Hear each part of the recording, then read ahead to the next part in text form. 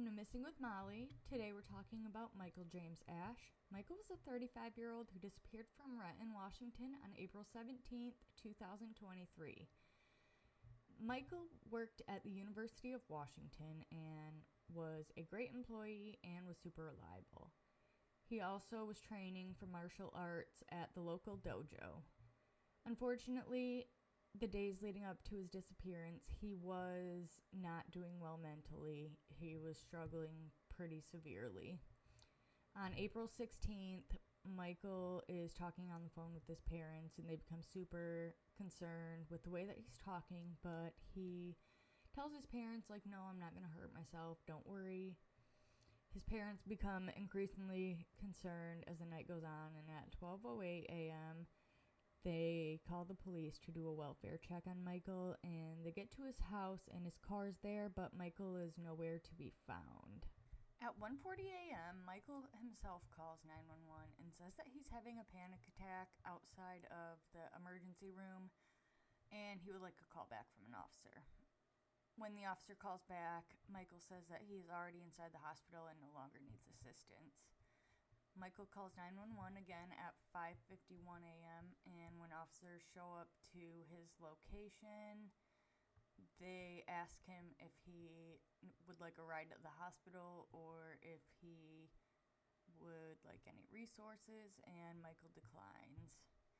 They say that Michael does not meet the criteria for an involuntary commitment into a psychiatric hospital.